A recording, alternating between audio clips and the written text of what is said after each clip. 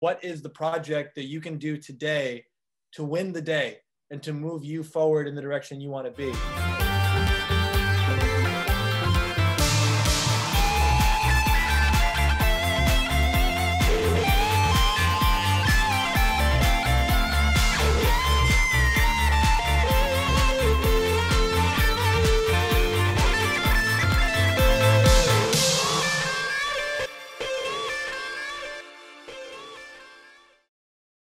Welcome to another episode of Swiss Made Success, Stairway to Excellence. Today, I got Dr. Jamil Sayegh. Is an international life, business, and relationship coach, naturopath, physician, master NLP practitioner, and the author of 20 Steps to Your Next Breakthrough.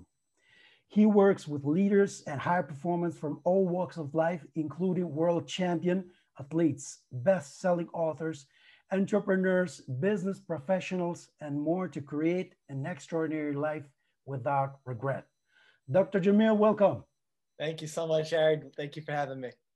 Yeah, it's my pleasure. And thanks to our friend in common, Andres Ruiz, I got you today on the interview, and that's really great. And let's go straight into it. Where are you based now? So I am in New York, about a half hour north of the city. And excited to be with you guys today. We're going international on today's podcast. Yes, that's really great. And then we will share this all around the world, YouTube's, Facebook, everywhere. Yeah. Right now we have like a pandemic all around the world. How do you think can people deal with this uncertainty, this situation where we don't know what's going to happen? Business don't know what's going to be in the future. What are your thoughts on this situation? What can people do? Yeah, I think it's an excellent question, and I think it's really timely. And I think that when it comes to what I would call it scary times, when it comes to scary times, whatever that looks like, I think the most valuable thing people can do is take whatever that long-term plan that you might have, that you had before this, and you kind of put that to the side and you start creating more short-term plans, even daily plans. It's like, what is the project that you can do today to win the day and to move you forward in the direction you want to be? Because as you said, nobody knows what's going to happen. There's a lot of uncertainty. And when nobody knows what's going to happen, keep in mind, nobody ever knows what's going to happen, right? There's always uncertainty. But in times like this, maybe it feels a lot more pronounced. And so in this type of situation, you can get overwhelmed if you sit there and think, oh my God, I have all these plans to do this, this, and this. I don't know what's going to happen. What am I going to do? But then you're not really helping yourself and you're not really helping others. Like there's that metaphor when you get on a plane, if the oxygen mask drops, you want to put it on yourself first because then you can go help others. But if you're trying to hold your breath while you're helping others and then you pass out, you're not helping anybody, right? So in that same kind of way, yeah, there's uncertainty. No one knows what's going to happen. But dwelling on that and letting that overwhelm you not only doesn't help you, but it makes it so you're not really helping anybody else. Versus just get clear. All right, the world's uncertain. There's a lot of stuff going on. And what do I want right now? Like, what's the next step that I need to take financially or in my job or with my family? Like, what do I need to do? Like, I know here in the US, back in April, May, we had this like toilet paper thing. They were like sold out of all the toilet paper, right? So your daily project might be, well, we need toilet paper. So what can I do today to just get this toilet paper? Maybe I got to go to 15 different stores, or what do I have to do? Let me win the day, right? So I use that as an example just because if we're focusing on what can I do today, what's my daily project to get ahead, to move forward, to make progress, and you take it day by day, especially in the times that are more uncertain than others, I think that's going to be the right move for everybody. I've read in some of these books that I'm about self-development, which I'm really passionate about. And I've read your book too. We go into it straight away. And then they say, for example, when they go like to the rehab centers or alcoholics and stuff, the rule is 24 hours more. Yes. Like concentrate on these 24 hours. Don't think about you're going to stop, let's say, drugs for life or the alcohol stop for life. They say concentrate on this day, these 24 hours, and then it's going to be all right. So makes sense what you're saying. It's a great analogy, and I appreciate you bringing that up, because when the perspective is, can I just not drink today, right? As you said, 24 hours. Can I just not drink today? And most people can hear that and say, yeah, I can not do it today, but what about tomorrow? And then their sponsors and all the other people there would say, don't worry about tomorrow. Just, can you not do it today? And they'll say, well, what about tomorrow? And they'll say, well, tomorrow you're going to ask yourself the same question, right? It's like, it's one day at a time. In the same way, if you think about it from this perspective of what can I do right now that would make today a win, that would make, and by your own definition, whatever that means to you, what would make today a win? And when you take that action, you'll find that over the next week, month, 6 months of every day, making it a win, regardless of the fact that there was a pandemic, or there is a pandemic, regardless of the fact that economies might be going up and down, regardless of any uncertainty, you're going to be way better off than you would have been if you were sitting in the panic and the overwhelm and you weren't creating a winning day. Yes. So it's like the micro small habits of every day that make huge success. Yeah, absolutely. And I know you're big into habits. You wrote the book 20 Steps to Your Next Breakthrough. Mm-hmm. And one of the things that I've been reading is that you're big into habits, right? Absolutely. Can you maybe describe a little, how can people help the fact of having habits in order, having the everyday life habits in order? Yeah, so there's an expression that says, first you make your habits and then your habits make you, And so from that place, habits are things that typically they become habitual. So we kind of condition ourselves to do it to the point where it's almost unconscious. We just do it without even thinking about it. It's not difficult anymore. It's just it's become who we are. It's a part of our day to day. You wake up and let's say you brush your teeth. It's not difficult. You just do it. It's not something you think about. It's just, oh yeah, of course I'm going to do that. It's just part of your thing. But there are people that running 10 miles, that's the equivalent of brushing their teeth. Like, that's what they do. There's people that sit down and meditate for an hour. There's people that journal. There's people that do all three of those things. Mm-hmm. But it's like, whatever it is that you choose to make a habit, just by making the commitment to doing it. And so prior to me kind of diving into it, can you specify the question? I'm not sure if I'm understanding it before I take it too broad. Yes.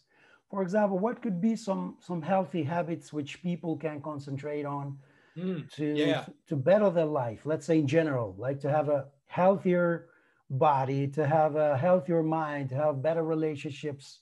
Yeah. What we can start to do small, just to get going. Yeah. So I think I'll share some big picture habits that I think would be extremely useful for everybody listening, regardless of where they're at in their life. First and foremost, sleep is extremely important, and most people don't get enough of it. And so one habit would be, you go to bed around the same time every day, and you wake up around the same time every day. Ideally, everyone's different, but ideally it's going to be, you're going to bed somewhere in the range of like 9 p.m. to 11, like 9 p.m. to 10:30, somewhere in that range, and waking up somewhere in the range of 5 a.m. to like 6:30. Like, that's probably going to be ideal for most people. Not everybody, but most. And that's habit one. You're going to bed and waking up around the same time. But habit two, also around sleep, would be kind of having a digital shutdown, where toward the evening, let's say you're going to bed around 9 or 10, around 6 or 7, you start winding down when it comes to the electronics. The TV is off, and the computer is off, and the phone is off, and maybe you have a book, and maybe you have a partner in the house or kids in the house, and you're just hanging out with them. And the reason is because a lot of that, and the Wi-Fi, like turning that off. And the reason is because all these electromagnetic fields and the blue light exposure, the artificial light, they start messing with the melatonin, the sleep hormone, and they make it more difficult for you to be able to fall asleep. And so the amount of clients I've had that I suggest, hey, before you go to sleep, turn your Wi-Fi off. And they're sitting there thinking, what's that going to do? But they don't realize that their Wi-Fi router, in some of these people's examples, is in their room. And their sleep has always been, they wake up multiple times in the night. They wake up tired. I have them unplug the Wi-Fi. Then they go to sleep and they wake up and they're like, there's no way that made that big of a difference. So they feel incredible. And so that's the Wi-Fi side of it. But for me, my habit, turning the Wi-Fi off at night, putting my cell phone on airplane mode, while I'm sleeping, but also like an hour or two before I go to bed. And then I personally wear the blue light blocking glasses in the evening. So if anyone is listening to this and can't see what I'm showing, it's like these orange looking glasses. You can go on Amazon and just type in blue light blocking glasses, and that's going to help with that sleep hormone. But as you bring down the electronics in the evening, it's going to make it easier to fall asleep, stay asleep, and you'll get a better night of sleep. And the reason why I'm starting with sleep is because think of that like the foundation. If you're waking up tired, if you're waking up not rested, your energy is lower than it should be, and your health is going to be less than it should be, right? And so sleep is going to be a big one. Another habit, if you're in a relationship, whether you're married or you're dating, when you are with that person, assuming you live together, let's say, before you go to bed, make it a habit every day. Here's 1, 2, or 3 things I appreciate about you. You know, love your partner, appreciate your partner. Most people want to feel, everybody wants to feel heard, understood, seen, appreciated, loved. And most of the time, even though we do love our partners or our parents or our friends or whoever, we tend to take them for granted, and we don't actually share how we're feeling. So imagine if you're in a relationship, every night you're laying in bed, and before you go to bed, you just acknowledge this person. Thank you so much for the way, you know, you supported me today in A, B, or C. It really helped, and I appreciate you so much. Thank you so much for, you know, doing that for that other person. You know, you're so compassionate, and that means so much to me for these reasons. Whatever it is, but getting acknowledged in that way, people love that. If you are not with a partner, and let's say you're single, make it a habit of loving yourself, of appreciating yourself. You can just look in the mirror. Hey, you know, let's say I was talking to myself, I'm looking in the mirror, and it might be, hey, Jamil, you know, as the year is winding down and I reflect on 2020, it's like, you know, I've made so much progress and a lot of good has happened. And there was hard times, but I overcame them. And there was new habits that I installed into my life that have made such a difference. And I made choices every single day to exercise or to read or to study or to take certain actions or to train certain things. And that wasn't easy. Like, that was something that I chose to do. And I'm so proud of myself for that.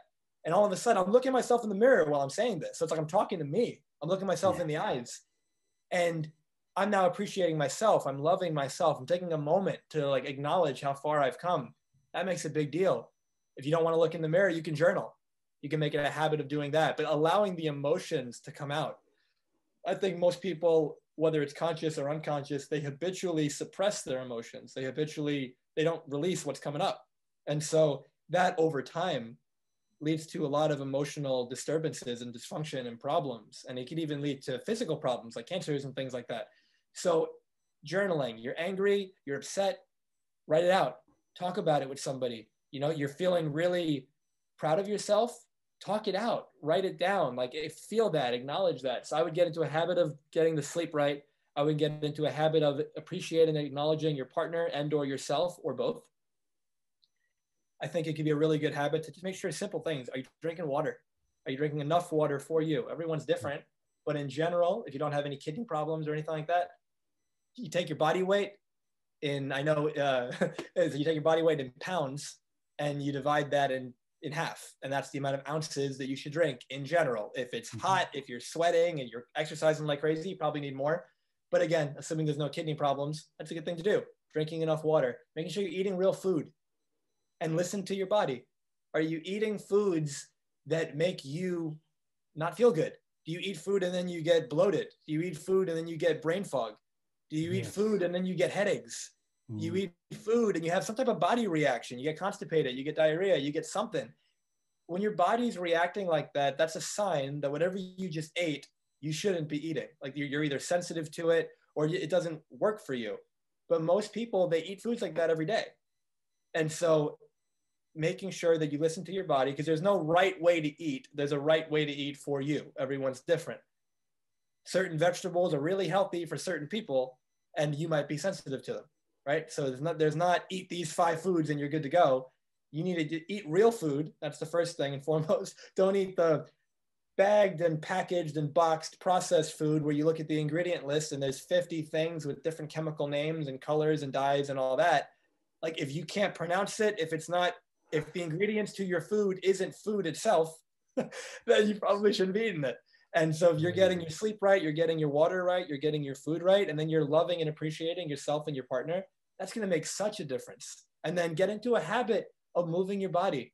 And moving your body could be anything from going for a walk, which is usually the easiest and one of the most powerful things you could do.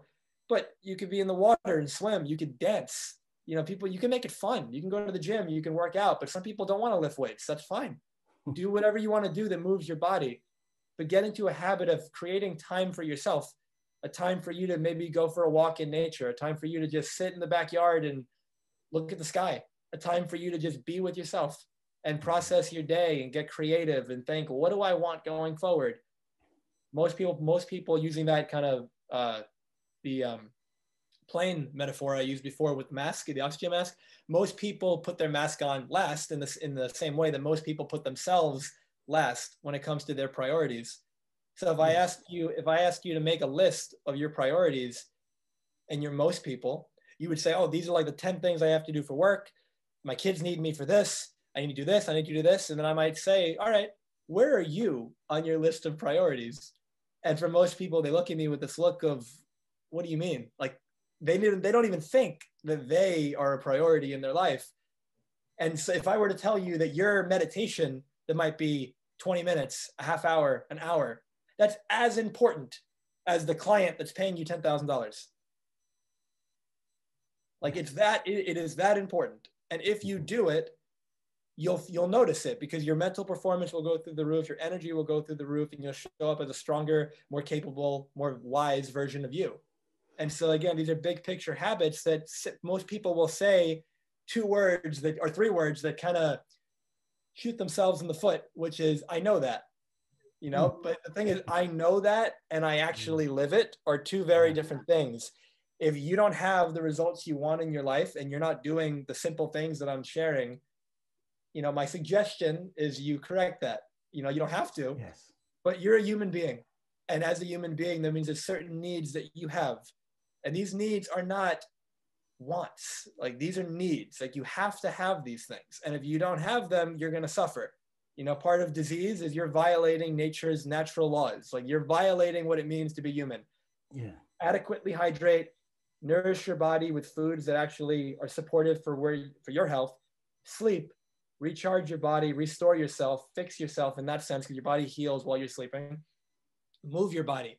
Yes. Get outside, get in the sunlight, get fresh air, and then connect with people, connect with yourself, laugh, go deep, and then create time for you to do work that's meaningful for you. You know, some people have businesses that they run that they're so passionate about and they love. Wonderful. Some people have jobs that they really enjoy. Wonderful. Some people have jobs that they hate and they're doing it just because they're trying to, you know, make some money to pay the bills. And that's cool too, because that job is supporting you to do that. And with whatever free time you do have, if there's something else that you'd rather be doing, well, let's start putting some energy into that. Some over time, over weeks and months and years, you can transition into what it is that you actually want to do. But at the end of the day, you know, you have a responsibility to yourself to feel good, and you have a responsibility to yourself to take care of you. That's physically, mentally, and emotionally. And so I would start with all of those. That's huge. That's an amazing answer, and so much great information. It's, as you already said, many people knows what to do, and many times they just don't do it. How do you think we as people can bring ourselves to take action? Because many times that's like the small 2 millimeter rule. Like we cannot motivate ourselves to take action. We already know we should lose weight. We already know we should go out and meet people, and on and on. So how do you think, Dr. Jamil, can we take action in our life so we realize our dreams?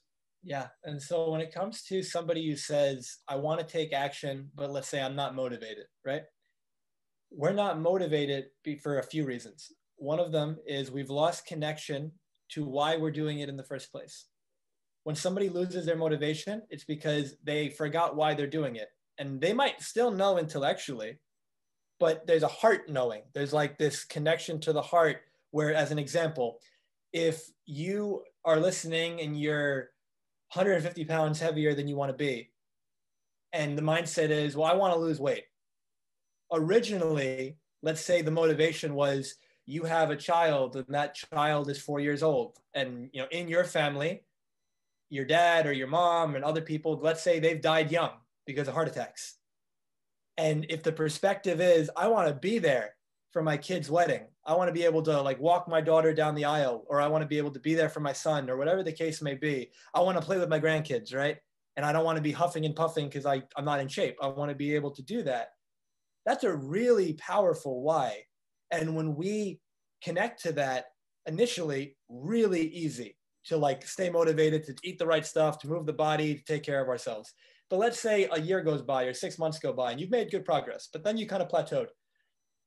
And you intellectually, you haven't really thought about it, and your kid growing up and the wedding and all that kind of stuff and grandkids, because your kid's like 6 years old, 8 years old, right? Maybe you got disconnected from that.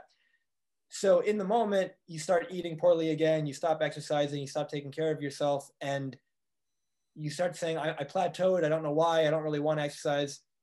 In that moment, I might say, why are you doing this? And you might say, oh, well, I want to lose weight. Yeah, but why does that matter? And you might say, oh, because I want to be there for my kid. But notice how I'm saying it. It kind of sounds like just nonchalant. It kind of sounds like, oh yeah, I just want to be there for that. But you keep diving into it. And why does that matter? And why does that matter? I've done this with enough people that eventually, when they really start opening up and answering the question, they start crying. They start tearing up. And then they don't need motivation. Like it just happens. It just shows up because they finally reconnected to the heart reason why they're doing it. So first and foremost, there's 2 ways that I would increase motivation. One, reconnect to why you're doing it, why it actually matters, why it's important. And the second way, if you want to increase motivation, you need to increase desire. And a simple way to increase desire is you get a paper and pen and you write down, by doing whatever this activity is that I'm going to be doing, what are all the ways that I'm going to benefit from this? And then you also say, what are all the ways that the people I care about are going to benefit from this? So for example, let's say I use it like a money example. So let's say it's like let's say what I want to do is I want to really get a handle on my finances, and I want to be able to like put systems in place to manage my money in a way that serves me. And then I want to learn about investing, let's say. And I'm learning, and then maybe I get a little bit overwhelmed because there's too much stuff and I back off. But then I make my list. How will I benefit from learning about investing? How will I benefit from managing my money better? And then I write down all the things. Oh, I'll actually have some money in my savings account. I'll have some money coming in passively. That'll help me, where maybe I work a job that I don't like and I can spend less hours doing that and more hours doing what I do love. Oh, wow, all that would be great. But how will, let's say I have a family, how will my spouse and kids benefit? Wow, my spouse also really doesn't like their job. But if I make more money, then, he or she won't have to, do what they don't like anymore. Oh, my kids, I grew up poor, let's say, and I don't want my kids to have that life. And I want to be able to give them and provide for them all the things I didn't have. And if I figure out this money thing, I'll be able to really give back to them. And then as we grow up, 10 years from now, 20 years from now, how would life be different? Oh, we'd be able to do family vacations, and I'd be able to take them to here and experience all these wonderful things I never got to experience. And what would that be like? Wow, my daughter and I, maybe we don't have a really great connection, and I know she loves to like ski, and I can't afford right now to take her skiing. But if I had the money, then we could go on the slopes and we do this and we do this, and then we would connect and we would laugh and we spend the day together. And I wouldn't have to think about like I have a job that I have to go to, so I can't be with my daughter. I'm making this up, but like, as you can see, when I come back to this moment, I'm going to want to figure out this investing thing. I'm going to want to figure out this money management thing, because my spouse is going to benefit. My kids are going to benefit. I'm going to benefit. And then I think about all the charities maybe that I want to donate to. And now I think about specifically which charity, how would they be helped? Let's say it's for kids. What's the look on that kid's face on like Christmas morning, as an example, since that just passed, if like he or she wouldn't have had any gifts, but because I donated money, now this kid gets to open a gift. Or, I wear glasses, and let's say I know what it's like to not have glasses and everything is just blurry. And if I could give 500 kids a pair of glasses, it's like what that would be like and how that would change their life. And all that comes just from me getting my money situation figured out. Part 1, we said, remember why you're doing it. Part two, increase desire by getting clear on how you'll benefit and how other people will benefit, and get real specific with that. Okay, all right. Now, looking at your other interviews, I see you talk so passionately, and that sounds so authentic to me. And that's great to hear, to listen, to see. How do you think people can reach their authenticity, who they really are? Mm-hmm. I think that first and foremost, we live in a world that, for a variety of reasons, we're going too fast. We are, if you visualize like a little dog on a wet kitchen floor, and it's like trying to run and its legs are moving really quickly, but it's not really going anywhere. That's what most of us kind of have going on. We are moving really quickly. We're feeling very frantic, and it's go, go, go, go, go. But when we slow down and we actually take a moment to recognize, am I happy? Do I actually enjoy what I'm doing? Am I excited for the work that I do, for the ways that I contribute and, give back to the world? And when we slow down, I mentioned before, maybe going on a walk in nature, or meditating, or praying, or just being with yourself and taking a moment to just be in silence.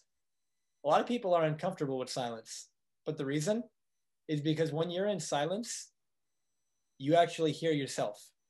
The real you starts speaking. And for many people, that's scary, because if you've been living a life that is not authentic, if you've been going through the motions and doing what you think is expected of you, and you've been doing what makes other people happy, but not you happy, then you sit down in silence with no distractions, like there's no music, there's no nothing, and you just sit there. And then all of a sudden, there's a voice that you hear in your head that's like, what are you doing, man? There's a voice that you hear in your head that says, why do we still work here? We've been here for 30 years and every day we hate it. There's a voice in your head that says, why don't you ask that person out? There's a voice that says, why are we still with this person? There's a voice that says, all these different things. And the thing is, that's, for the most part, that's the real us. That's that internal voice. That's that internal compass. It's letting you know something's not right. Or on the flip side, when you're doing it right, when you are living that authentic life, you sit there in that silence, and either it stays silent and it's just peaceful, or that voice comes up and it just says something like, I love my life. The voice says something like, we've come a long way. Something that's more like supportive, empowering, because you're living your authentic self. So just getting clear for yourself. Am I living my life, or am I living somebody else's version of my life? And just like we said in the beginning with the pandemic and what can people do, if you know that you're not being authentic, well, one day at a time, one step at a time, get some paper, get a pen, and get really clear.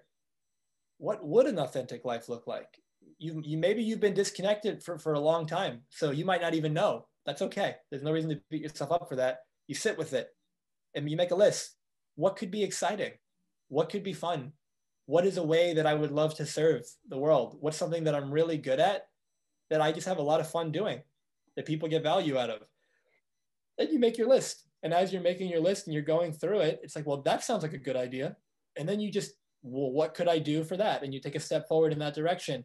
You might get it right the first try, right being it might just click and it works, or you might try it and it doesn't work out as well, or you try it and you realize, that was fun, but I don't actually want to do that for a living. All right, cool. You just got one step closer to figuring out what it is you do want. It's not a matter of, I have to get it right on the first try, or people get overwhelmed because they make it about like life. They make it about the big picture. They think a year ahead, a lifetime ahead. Just today, like what could you do? Like one thing that I tell people often is create a meaningful life. And they ask me, how do I do that? And I tell them, you create a meaningful life by creating a meaningful day. And you create a meaningful day by creating meaningful moments. And you create meaningful moments by deciding to make a meaningful decision, meaning it moves you closer in the direction that you want to be. When you do that moment by moment by moment, you create meaningful days. And a meaningful day, it's a meaningful day because when you go to sleep at night, you've got this feeling of just like, wow, what a day. You've got this feeling of energy, excitement. Like, I can't wait for tomorrow. Like, yes, today was a really good day. Like that type of feeling Maybe you hit a goal that you had, you completed a project. Maybe you contributed to other people and someone said, hey, you changed my life, or hey, you really helped me, or hey, thank you so much, you made a big difference. And that's like what we all live for. And just like when you do that, you're creating a meaningful day. You do that enough, you create the meaningful week, the month, the year, and you make that meaningful life. But when it comes to the authenticity side of it, the best advice, which some people think is cliche, or I know that, but almost nobody does it, is be you. Be yourself. Stop trying to be somebody else. Stop looking at everybody else and seeing what they're doing and thinking, well, maybe I'll be happy if I do that. Like, get clear what makes you happy. Get clear on what authenticity looks like to you. Some people have the resources and, let's say, financially, to be able to say, you know what, I'm just going to quit my job and start this new thing. If that's you, awesome. But it takes courage to do that. And if it's not you, maybe you sit there saying, well, that's great, Jamil. I've got this dream, but I don't have the money. I have a job or whatever. That's fine. But then we talked about, what are you doing at night? Or if you work at night, what are you doing during the day? Or you're not working 24 hours though. So there's hours that you're not working. Get clear in those hours. What is it that you would be fun, exciting, interesting? What are you curious about? And then you build off that. It might take you a few weeks, a few months, a few years, but you'll be able to transition out of what you don't like into what you do like, as long as you're consistent with it. But if you tell yourself the story, similar to the pandemic thing also, that, oh, you know, this is just the way that it is, I'm stuck in this job that I don't like and I can't do anything about it, then you're going to end up wasting so much of your time, because you're going to be in that job that you don't like, and then you're going to come home, and the hours that you could be spending really creating the life that you do want, because you're buying into the story of what's the point, you're going to spend that time just, you know, watching TV or watching a movie. And there's nothing wrong with those things, but keeping in mind, are they helping you get where you want to be? And if the answer is no, then you might want to do something about that. And so at the end of the day, that's what I think, you know, getting really clear on what is authentic to you, being yourself moment by moment, and slow down enough to hear that internal voice and check in, because that internal voice knows when you're off your path. 200% true. That's great. And one of the things that I've noticed, and it was also my own experience, when I wanted to change my own life, I had like a hard time when I was like 23, 24. It was when I realized that I could do something about it. That was like a huge revelation to me. So many people don't even know that they can do something about it. As you said before, they just like, they've given up on. And sometimes it's lucky. We know somebody that gives us this kind of information. Somebody gets through, let's say like a video like this, and then listen to somebody like you and then get some inspiration. But many times it's the unawareness of the fact that we can change that's the biggest trap, I think.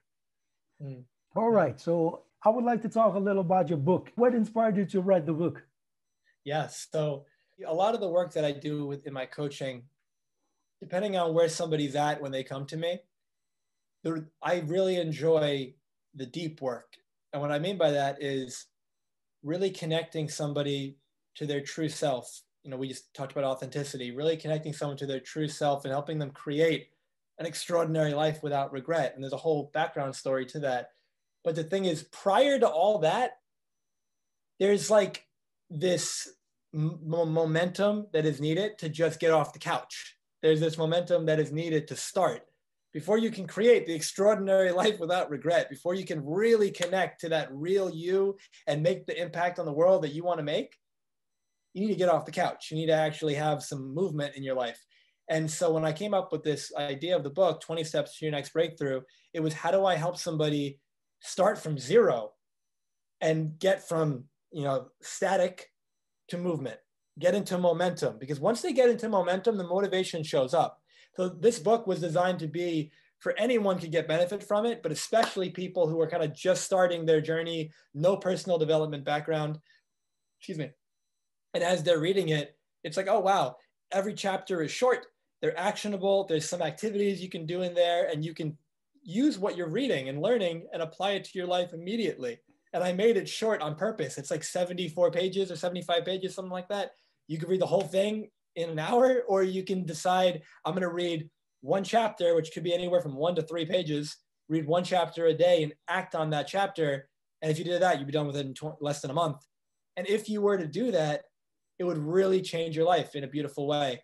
And that was the motivation of the book, just getting people into momentum and providing a resource for people who feel like, hey, all those ways you work with your clients sounds great, but that feels so far away from me. And I'm like, all right, so this is what you need to just get started. This is what you need to get into momentum.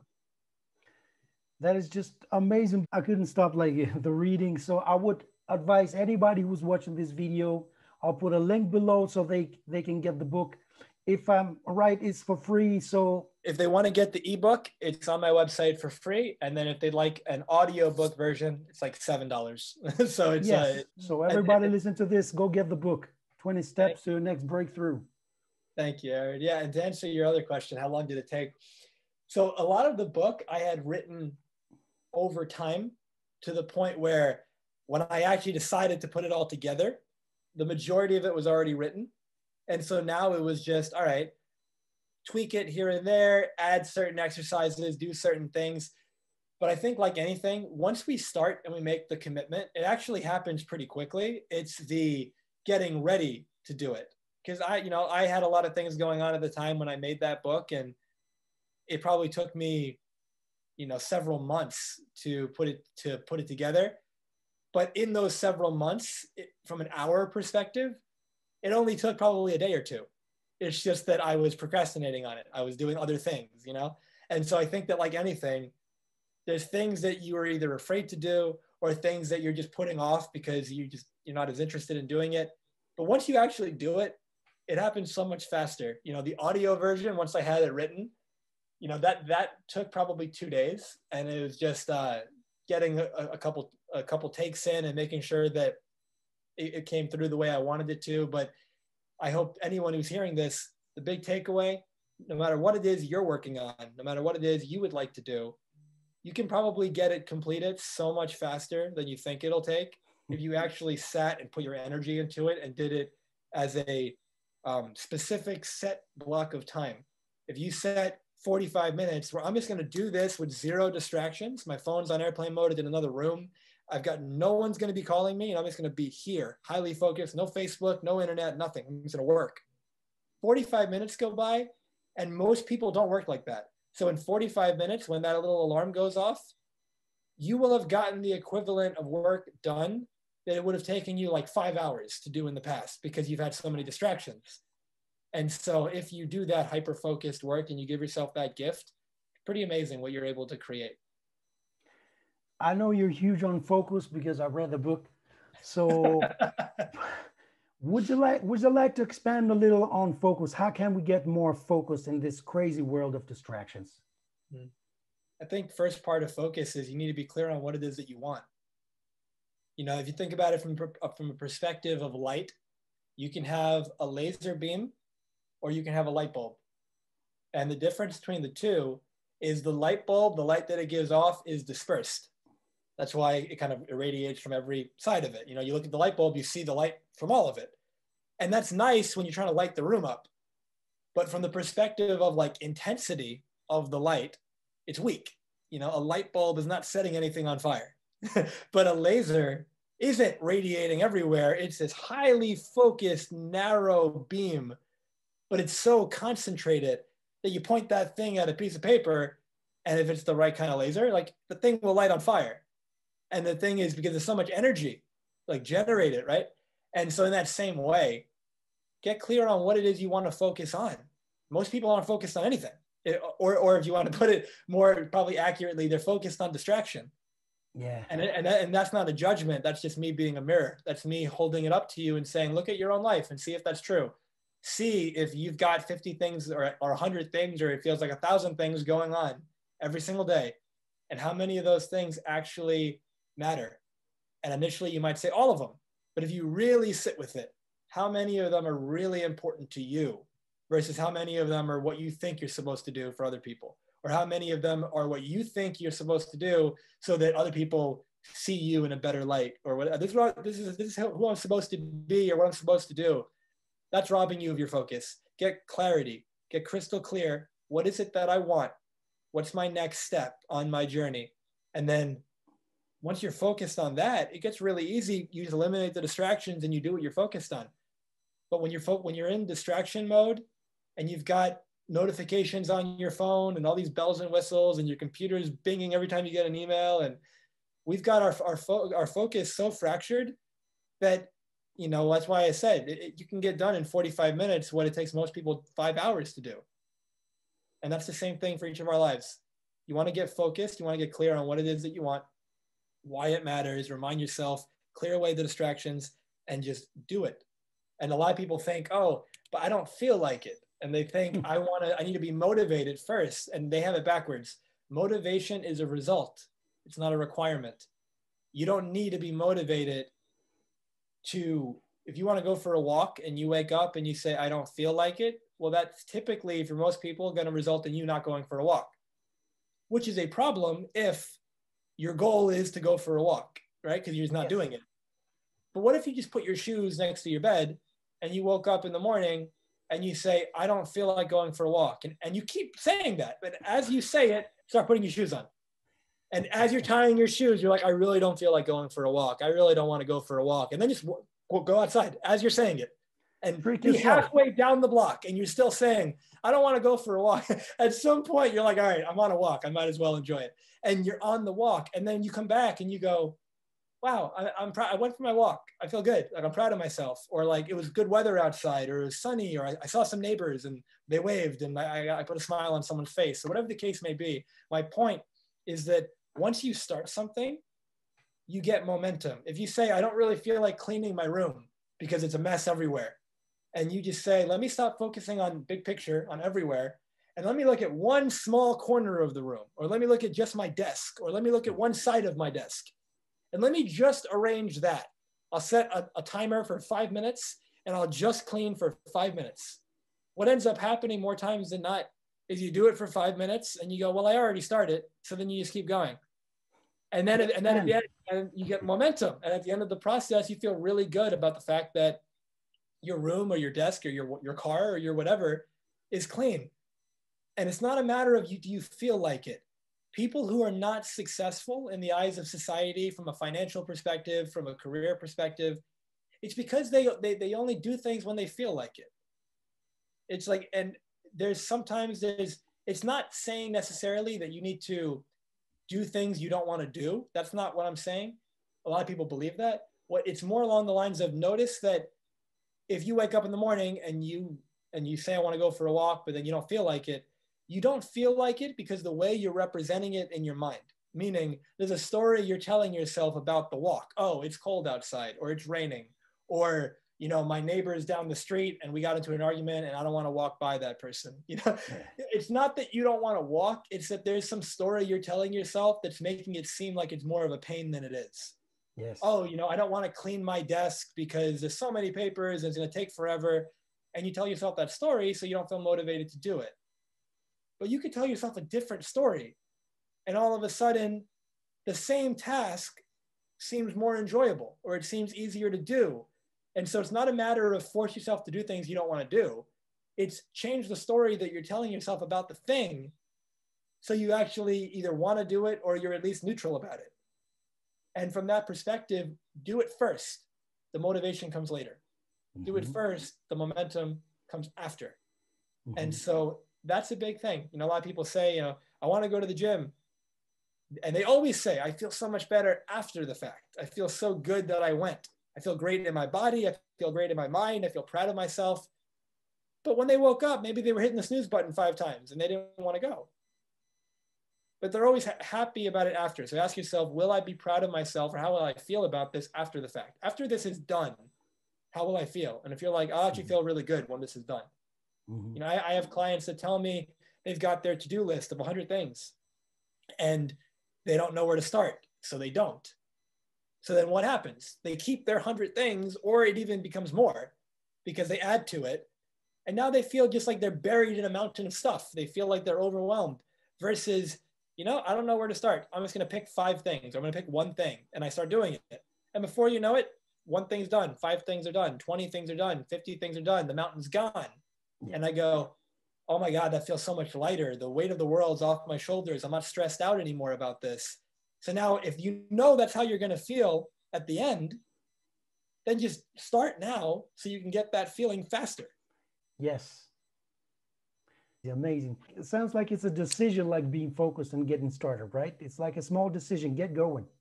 Everything is a choice. Everything is a decision. Notice that for everyone who's listening, your life is the way that it is because of the decisions that you make and the decisions that you don't make. And there's no exception to that. It's just, actually the only exception, you're born with like a genetic disease or something like that. All right. So in that case, that wasn't your decision, but outside of something like that, yeah, for all practical purposes, your life is the way that it is because of the decisions you make and you don't make. If you're sitting here listening saying, I don't like certain aspects of my life, all right, what are you doing about it? What decisions are you making to get yourself out of that? And again, we talked about it. Those decisions might take time to manifest. If you're transitioning a job or you're doing something like that, this might take months, this might take years, but are you moving forward? Are you making progress? Or are you just talking about it? Are you just, complaining about it? Are you just sitting because indecision is a decision. Not making a decision is a decision. Yeah. And if you don't like where you're at, oh, my relationship isn't in a good place. Okay, what are you doing about it? How are you communicating? How are you speaking to your partner? Oh, it's abusive. Are you choosing to stay? It's like there's all these things. Are you choosing to see a therapist? Are you choosing to get counseling? Are you choosing to do whatever?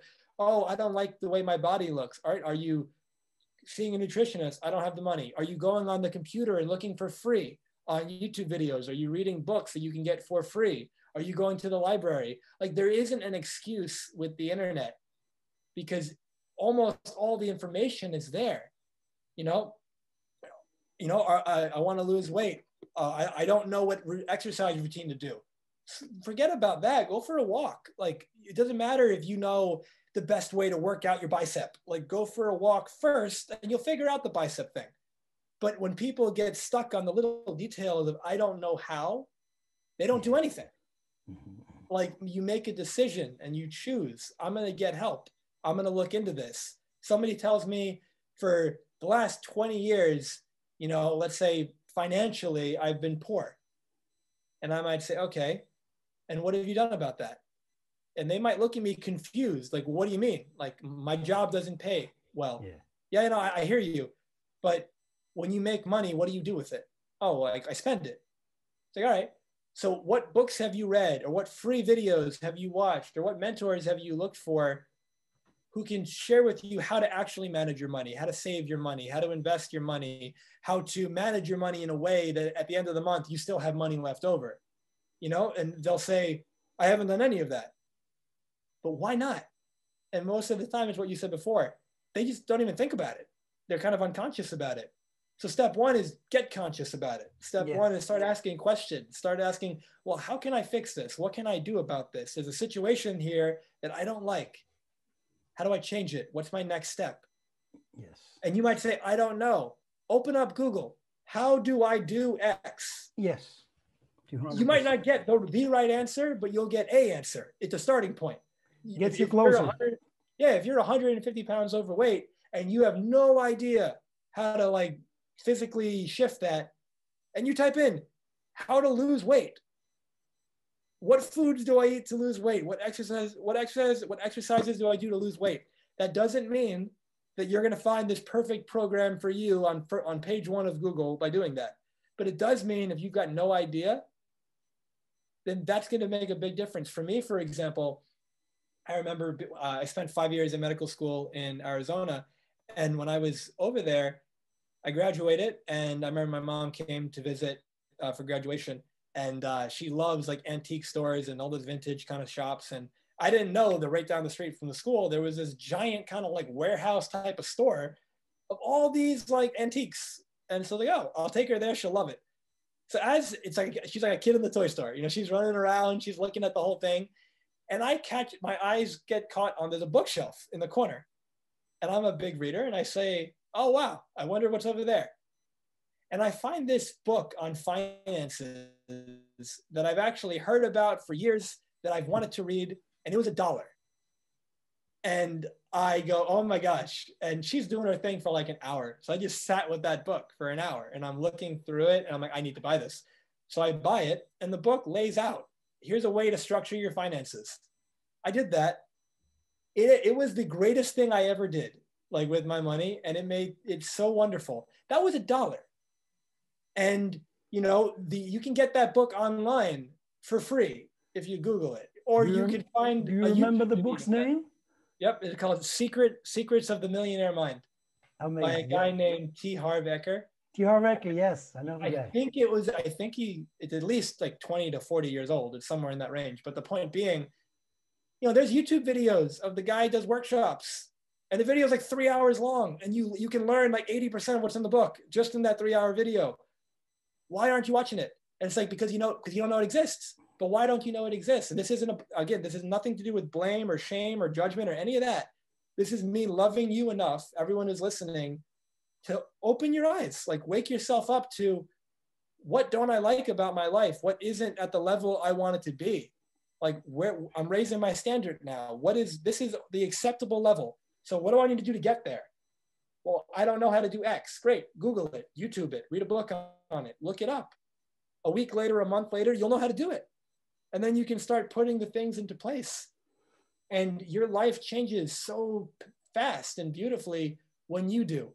But when you sit in the I don't know how, you're in that indecision. Because I don't know how, well, the next logical step is, do I want to find out?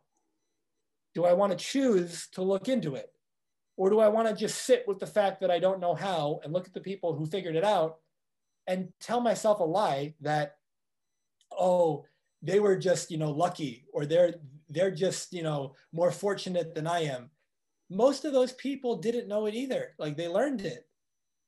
Someone just told me the other day, she said, oh, I'm helping her with sales. And she says, oh, I wish I could just go back to doing what I'm good at, because I'm not good at this stuff. And I told her, how did you get good at what the stuff you're good at? And she starts laughing and she's like, I practiced it. Yeah, like that's always the answer. Like, put time and attention on what it is that you want to get good at. Practice it. Yes. You don't look at somebody, you don't look at somebody who plays the piano, who plays it and they're incredible. And you don't look at that person who's like 30 or 40 years old and say, wow, I wish I was born with that skill. You might say that, but you're bullshitting yourself. Yeah. Excuse the language. At that point, if you were to ask them, tell me about your piano career, and you find out they've been playing the piano for like 20 years. You find out that they started playing when they were 6. You find out that they spend like 3 hours a day practicing the piano. It's like, are you really going to lie to yourself and deceive yourself and say it's just a skill that you weren't born with? Nobody's born with that. Talent. It's talent, they say. Yeah. Talent is, focus on the skill. Skill is what you can develop. When people, oh yeah, they were born with that. How does that help you? When you say, oh, this person was born like that, then that implies that you weren't born like that. Therefore, you can't do it, which disempowers you. And it makes it so you don't actually try, because you tell yourself, what's the point? I wasn't born with that. Yes. Everything that you want to learn, you can learn. Everything. Like, if I ask you right now, Erid, do you speak Japanese? Not at all. Like, just ni hao. Something like so. No, yeah, so as an example, for anyone who's listening, and if anyone is listening does speak Japanese, pick a language you don't speak. But for the example, if I say, do you speak Japanese? No. And you say no, well, why not?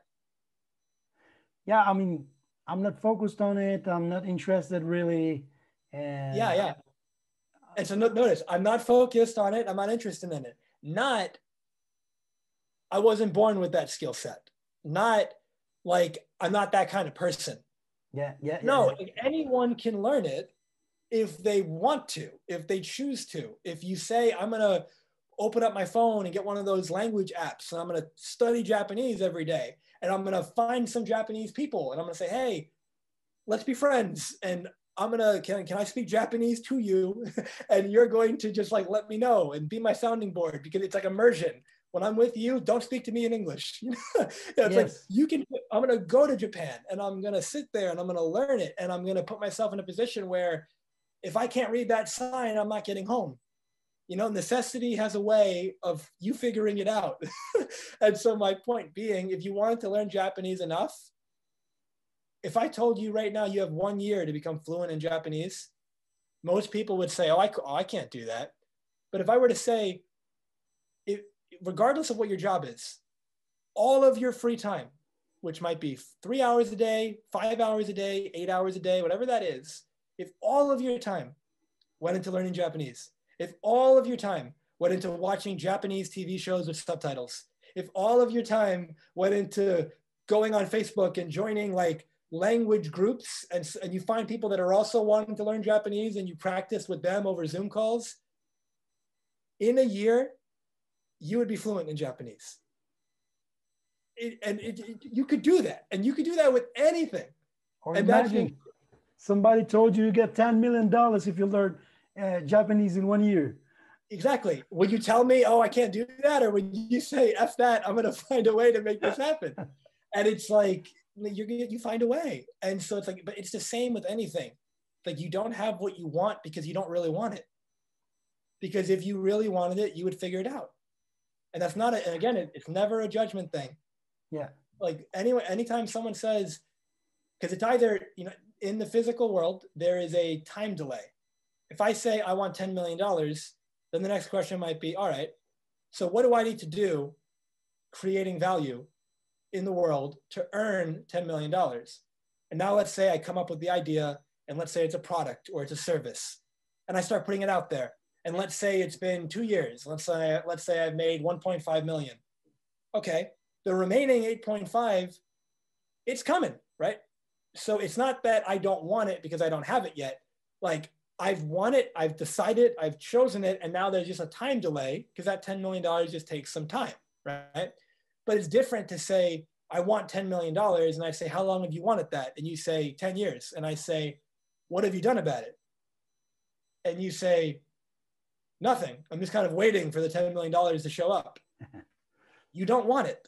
You're just telling yourself you want it, because want is backed up with action. Yes. If it's not backed up with action, it's just a wish. And a wish doesn't change your life. And so if anyone's listening, and I encourage you to listen to this podcast several times, like take notes, like go through it. Don't just listen and say that was good information, because that's useless. You waste your time if you do that. Listen and say, what's the one thing I can apply? We might be 2 minutes into this podcast and I said something, or Erid said something that really sparked you, and then you just pause it. Go act on that. And then come back and hit play again. And you'll find 50 things that you could do if you just, and I don't, what I'm about to say, I don't say it from an ego place. It's not because it's me. This could be anybody. But the topics that we're discussing are really important. You could just listen to this podcast and do nothing else, and you'd be successful. And it's not because I'm so great. It's because everything that you've shared, that I've shared, it's real stuff. And it's how you actually get the life that you want. It's how you get unstuck. And so when someone says, I listened to this podcast, but my life didn't change, what did you do with what you learned? It's not, listening is not enough. You read the book, that's great. What you do with what you read? Mm-hmm. Reading's only step one. When I read that Secrets of the Millionaire Mind book, reading it didn't do anything for me. It was reading it, learning the way he talks about managing money, and then actually making like 8 bank accounts and doing it the way he talks about. When I did that, that made a big difference in my life. Yes. Action, you always take action. Most people are really rich on knowledge and they're really poor on action. And then they wonder why their life doesn't change. And they back it up with, I know that already, which again is a lie, because if you're not doing it, you don't know it. And you're just like, you're familiar with the idea, but you don't embody it. You don't live it. Or you tell yourself the story of, other people, they're lucky or they're fortunate or they had all the breaks and I don't. They were born that way and I wasn't. So you're disempowering yourself with your language, with your stories, with your beliefs, with your thoughts. And then you don't take action. And then your life doesn't change. Your life can be dramatically different 5 minutes from now by you choosing to be, because you are under no obligation to be the same person that you were 5 minutes ago. You choose who you are, who you want to be, moment by moment by moment. Most of us do that unconsciously. This is who I've been. So I keep being that same version of me. But you don't need to do that. That's not a requirement. That's a choice. When you recognize that and you choose differently, it's absolutely incredible how different your life can be. Different clients of mine, they come to me with, I want to grow my business. I want to make more money. My relationship's falling apart. I'm not happy. I'm not fulfilled. And I aim to give them quick wins early on. Like, here's, do this, do this, do this. And it's only been a week. And we have our next session and they tell me, my whole life feels different. Like, they tell me, I feel like my stress melted away. I'm smiling more. I actually feel happier, because I wanted them to get some fast, powerful change to build that momentum so that we can keep building on it, right? They're like, wow, this is working. It's exciting. But when someone sees how quickly they can make a change and what that change can mean for their life, it's incredible. Every one of us is so much more powerful than we give ourselves credit for.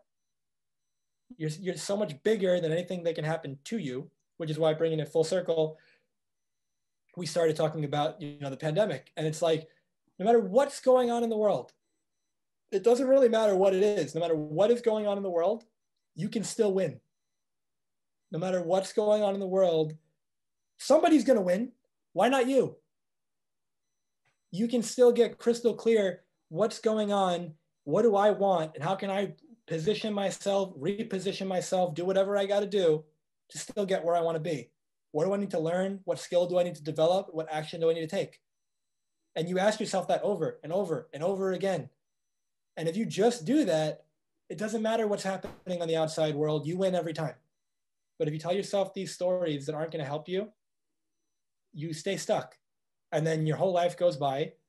And then you look back and you think, I wonder if my life could have been different. You look back and you think, maybe if I made a different choice like 40 years ago, maybe when that opportunity came up to ask that person out that I really liked, maybe when that opportunity came up to move to a new location to take that job that really excited me, but I didn't take it because the other job that I hate pays more money. And I chose to stay with that, right? And it's like, maybe my life would have been different if I did that. If I could say anything, get clear on what really excites you. Excites you, not from like a pleasure perspective, that's part of it, but excites you in like a spiritual perspective, a heart perspective, emotionally, spiritually, mentally. You're like, it's like a kid in a candy store. It's like, I want to do that. Like, that resonates with my heart so much. Like, that feels exciting. That feels fun. Choose that. Step into that. And if you kept doing that, watch your life change in a dramatically beautiful way. And there's people that tell themselves stories. If I did what excites me, I wouldn't make any money. And it's like, really, why is that? Because there are people making a lot of money doing pretty much everything. Why not you? There's people who love Snoopy, the cartoon, and they make YouTube videos about Snoopy, and the Snoopy population of the world watches their stuff, and they get paid like $15,000 a month from YouTube ads. Like, there's ways to do it, no matter what you're passionate about. If you're really passionate about it and you love it and you're good at it, people will pay you for it. There's a market for it. There's somebody there who wants what you do, but they don't know you exist because you're not showing them. You're not radiating your light. You're not doing the things that resonate with your heart. And that's why you're not happy. That's why you might be making money, but you're miserable. That's why you might be unfulfilled in your career, even though you have all the things that society says you should have. You might have the house, you have the car, you have the family, you've got this, but inside, you're like dead inside. Inside, there's a void. And then you try to fill it with addiction and distraction and gambling and all these other things. They're all distractions. None of them bring happiness. They only bring pleasure, which is short term. Happiness comes from inside you. And happiness comes from you living life on your terms, from you living a life that's authentic to you. Happiness comes by you being yourself and creating a meaningful life that's meaningful to you and for you. And just by doing that, the car can be gone, the house can be gone, the money can be gone, and you've got all the happiness in the world. It's all about decisions. That's huge. What makes you so passionate about your job?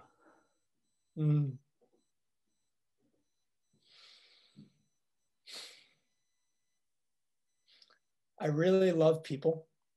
And when I see people light up and come alive and start actually making the difference in the world that they're meant to make, it is the most fulfilling and gratifying feeling, I've ever had. A couple of weeks ago, one of my clients, he came onto the call, and we've been working together for about, I want to say we're in our 3rd month, and we're doing 6 months of work together. And he gets on the call and he just starts telling me about his life and the way it's impacting his family and how he's so much better of a man, of a provider, of a leader, of all these different aspects of his life. And he's tearing up as he's telling me. And he's just telling me, my life is so different. Like, thank you so much. And, he's the one who did it. I just facilitated. I was a partner. He did the work.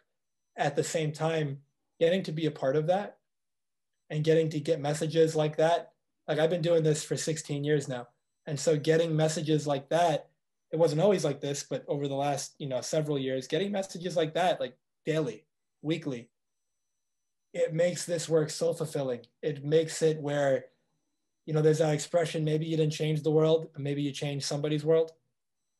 But by me helping somebody to really change their world, they go out and they make an impact on the world. And that impact has a ripple effect, because everyone that, just like in the same way that you decided to do this podcast, and when you decided to create this podcast, you've had people on, myself and everybody else that you've had on. And when people listen to you, whether it's from you or from the guest, they might hear something that changes their whole life. And then they go out and they create something really beautiful and they impact all these people. And you might not even know that it's because of you. It's because you started this whole domino effect, right? In that same way, I think about my current clients, my past clients, and I think about the impact that we've had together and the impact that they're having on the world. And it's incredible to think that just by doing what brings so much happiness and joy to me, I did this for free for 12 or 13 years. And I do it because I love it. But I've also cultivated it as a skill. I wasn't born like this. This over 1,000 books I've read on this. There's 16 years of trainings and courses and thousands of hours of videos and all these things that I put into it. So it's not just, oh, lucky him, he figured it out. Like, I worked at it. And, every one of us can do that too. You don't have to do what I do, but you have a difference that you can make in this world. And every one of us has that, but you can only really make it when it's the unique difference that you're here to make. And you know what that is, because it's what excites you. It's what that thing that you would do it for free. It's that thing that fills you up when you do it. It energizes you. I have a whole day of clients, and at the end of that day, I'm ready to go again. Like, I'm not tired. Like, I get enlivened by that, And then I think about, you mentioned about the passion. I think about the future, and I think about the clients that are to come, and the lives that I'll be able to partner with, and the impact that they're going to make. And I think about, who do I need to be able to be ready for those clients whenever they, hear about me, reach out to me in the future. And that gets me excited to keep getting better. And so then I'll read, 50 more books. I'll take 3 more courses. I'll watch all these videos. I'll get trained and certified in different things, because I know that while I'm reading that book, while I'm doing that certification, while I'm watching that video, whatever it is, whatever I just learned, there's going to be a person who reaches out to me a month from now or a year from now. And because I learned this, I'm going to be able to help them change their life. I had someone reach out to me 2 months ago and tell me that if it wasn't for our work together, he would have killed himself. And I remember what it was that we worked on. And I had learned what we worked on like 2-3 months prior. And if I didn't learn that, he might have been dead. And this guy is a big time person, and he makes a lot of impact in people's lives.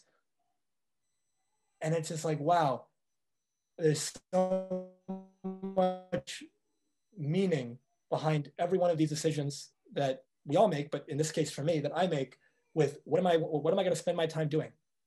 You know, my mission in life is to help as many people as possible create that extraordinary life on their terms without regret, but to also end suffering for as many people as possible, because pain is a fact of life, but suffering is optional.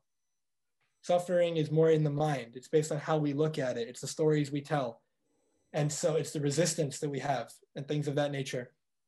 And so that is a big driver of, you know, why I'm so passionate about it, coupled with, you know, when I was 19 years old, my dad had a brain aneurysm. And for anyone who's not familiar, think of it like one of the blood vessels in the brain balloons out. And if you're unfortunate, like my dad was, it ruptures. He was in a 4-hour brain surgery. He comes out of the brain surgery and he was in a coma. And we were told that he was very likely not to survive. But if he did survive, he probably would never wake up. And he could still die at any moment. And he survived, but he was in a coma. And I walk into that room after his 4-hour surgery, and I had this immense feeling of regret, this feeling that I didn't know my dad the way that I could have. I took him for granted. He was 49, I was 19. And there was this feeling that I messed up, like I wasted this opportunity and I might not ever get that chance again. And he survived another 3 years before he passed away. And in those 3 years, every day I didn't know I was going to have 3 years. Every day, all I knew was I had today. And so every day I focused on living that day to the fullest and loving him and being with him and getting to know him and having fun with him and creating experiences with him as well as I possibly could. And during those 3 years, I met a lot of people who were both younger, teenager, 20, 30, 40, and, you know, 70, 80, 90 older. And both sides of the spectrum, the older crowd would say, you know, I really wish I could live my life over again and do it differently. And they weren't happy. And I saw so much regret in their face. And then I would speak to younger people and they would not be happy with what they're doing, but they felt like because they were already doing it for a couple years and they were kind of already deep into it, that they couldn't stop. And they felt like, well, I'm already in it. I might as well stay till I retire. And in my head, I'm like, you're going to stay for 3 or 4 more decades because you are just afraid to change now? Like, and I realized so many people are living lives like that. There's a quote by the Dalai Lama where he says, most people live as if they're never going to die, and then they die having never really lived. And I see most people doing that. And after my dad passed away, there was a knowing that I had been playing small and that I cared way too much about what other people thought about me, that I was afraid of rejection. And that from that place, it was like this never again moment. It was, I am going to really live my life. I'm going to do what makes me happy. I'm going to shine my light. We all have that divine spark within us, and I'm going to radiate what's mine to radiate, and I'm going to be me. And there's certain people that are going to hear me and not resonate at all. That's cool. There's somebody else for them. But there's certain people that hear me and say, I want to work with this guy. I want to watch this guy. I want to learn from this guy. And because of the work that I've put into it, I'm able to support them. And if I can help anyone get to the end of their life, no matter when that is, and feel like, what a life, like what a journey, you know, that was incredible. I used everything I had. Like, that was amazing. You know, there's an expression that comes to mind. It's like a picture. And regardless of whether or not somebody believes this, it's just, you know, take it for what it is. It says something like, you know, when I die and I go to heaven and I meet God, I want to be able to say, I used up everything you gave me. Not, I have so much left in the tank because I lived so cautiously and I played so small and I never took any chances and I never did any of these things I really would have enjoyed. You know, when you go to bed at night and your head hits the pillow, if I told you you're not waking up tomorrow, can you fall asleep at peace? Or are you gonna try to stay up the whole night and then pass out eventually, worried about the fact that, oh my God, you know, I'm young, I wanted to do all these things and I didn't do them. Like, stop living like you're never gonna die. That doesn't mean live scared. The certain Buddhist monks have a tradition that they keep a skull next to their bed. And the reason is because it reminds them of their own mortality. And when you know that you're going to die, that it's inevitable, it doesn't mean you want to die. But when you know that you're going to, the fear of death leaves you. When you fully accept, yes, I will die, and I don't know when. But what I do know is I'm alive now. So what am I going to do with that? And so from that perspective, and I choose to live today, it's not until you really overcome the fear of death that you can actually learn to live. Amazing. Thanks a lot for sharing that with us. Thank you. And I want to remind everybody who's watching this that Dr. Jamil has hundreds of videos all over social media. Maybe can you tell us where they can find you specifically? Yeah, 3 primary places: Instagram, Facebook, and my website. If you go on Instagram, it's just at Dr. Jamil Sayegh, which is at DrJamilSayegh. And as Erid mentioned, there's like 450-ish videos, there's blog posts, there's original quotes, there's all these things that you can get tremendous benefit from. I make sure these videos are short. So they're anywhere from 40 seconds to a minute and a half on average, 2 minutes on average, because just like the book, I wanted it to be, you got no excuse. You can watch this and that 1 minute can change your whole life. That 1 minute can give you a perspective shift that shifts the whole course of your day. And I've had people tell me that pretty much on a daily or weekly basis, which is why I keep making them, because I know they're making an impact on people's lives. Facebook, you can just check me out at my name, Jamil Sayegh. The content, mostly the same on both of those platforms. And then on my website, if someone's interested in, having a conversation and seeing if or how I can support you, that would be another thing we can do. It's just jamilsayegh.com. And then the other thing is, for all the guys that are listening, me and 2 of my partners, we have a men's group. And it's called Real Results Academy. And if you go on Facebook, it's a free Facebook group, Real Results Academy. I'll approve you if you apply. And the whole idea is it's a place for men to come together to really share authentically, vulnerably, a space to really be themselves in a way that maybe they don't think they can be in the world. It's a place for them to contribute to each other and to learn how to create the results they want most in their business, their relationships, and their health. So for all the guys out there who want more of like a group experience, we have that. And for all the men and women who are looking for more of a personalized one-on-one approach, and they're interested in resonating with my message, I'd be more than happy to speak with you. You can just reach out on my website at jamilsayegh.com or message me on Instagram or Facebook.